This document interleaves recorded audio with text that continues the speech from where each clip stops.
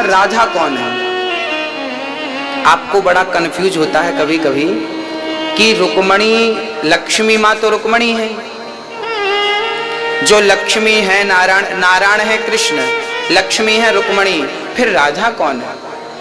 और राधा 11.5 साल की उम्र में अर्थात 11.5 वर्ष तक कृष्ण के साथ थी।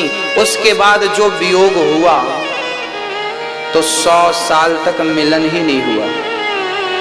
100 वर्षों का जब भगवान 11.5 वर्ष की उम्र में वृंदावन छोड़कर मथुरा गए, उसके बाद कहकर गए थे मैं 2 दिन में आ जाऊंगा। 100 वर्ष तक भेंट नहीं हुई। जाने के बाद राधा जी से कृष्ण की भेंट हुई थी कुरुक्षेत्र में। स्नान करने गए थे तो राधा जी भी गई और कृष्ण जी भी गए, तो कुरुक्षेत्र में भेंट हुई थी 100 वर्ष बाद।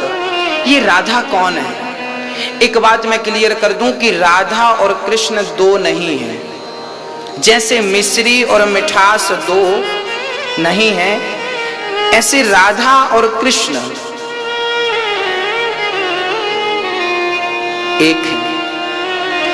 अब थोड़ी सी चर्चा करते हैं, हम पिछले जन्म में जाते हैं, हम चलते हैं त्रेता युग में। जब भगवान श्री राम ने सीता माता का त्याग कर दिया। पता है सीता माता जंगल में कितने साल रही?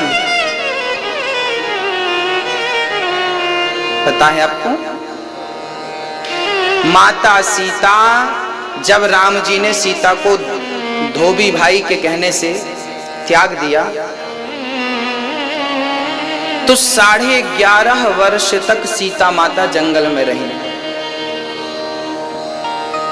राम और सीता बहुत प्रेम करते थे एक दूसरे से, पर किसी तीसरे के कहने से, चूंकि वो राजा थे ना, मर्यादा का ख्याल रखना, हमारा राजा ऐसा ना हो जिस पर लोग उंगलियां उठाएं, तो राजा ऐसा भी ना हो।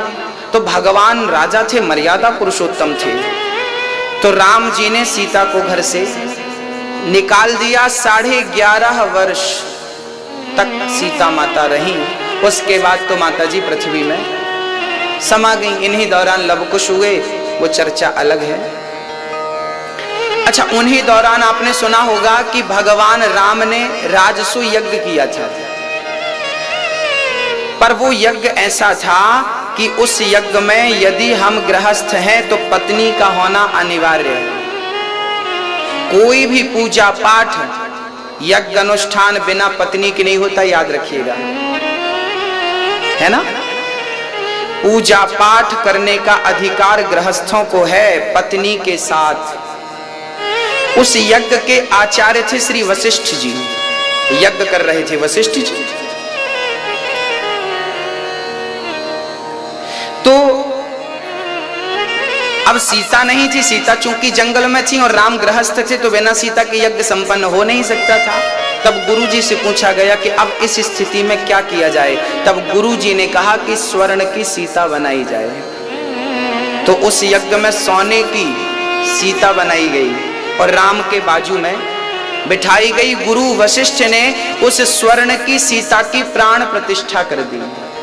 तो सीता जो जंगल में थी, उनका अंश इनमें आ गया, क्योंकि वो सीता कोई साधारण नहीं थी, जगत जननी थी, सब कुछ करने की सामर्थ्यता थी। रावण को एक नजर देख देती ना, सीता मां मर जाता, पर वो मर्यादा लीला करनी थी ना मैया। सीता को बिठाया गया। जब राम जी का यज्ञ पूरा हुआ, उसी यज्ञ में फिर घोड़ा छोड़ा गया था, फिर लवकुश ने पकड़ा था, फिर रामो चर्चा सबको विदित है। तो वो यज्ञ पूरा हुआ। उसके बाद अब कहा कि सीता का क्या किया जाए। अच्छा, राम ना उस फिर जब सोने की सीता हुई ना, तो राम उसी को देखते रहा करते थे। फिर राम को लगा कि मैं तो इसी में लगा हूं, तो राम जी का मन हुआ कि इस सीता को अब विसर्जित कर देना चाहिए। तो सरयू जी में ले जाने लगे, विसर्जित करने लगे। तब उस सोने की सीता ने कहा था कि मुझे तो प्रभु आपने दूर कर ही दिया, कम से कम मैं मूर्ति के रूप में आपके चरणों में हूं, तो कम से कम मुझे तो अपने से दूर मत करो। तब राम जी ने कहा था, सीता जितने दिन तुम दूर रही हो उतने दिन तुम पास भी रहोगी, पर इस जन्म में नहीं। अगले जन्म में, तो वही राम कृष्ण बने और वही सीता जो 11.5 वर्ष का वियोग हुआ, तो इस जन्म में 11.5 वर्ष तक माता सीता के साथ राम जी रहे।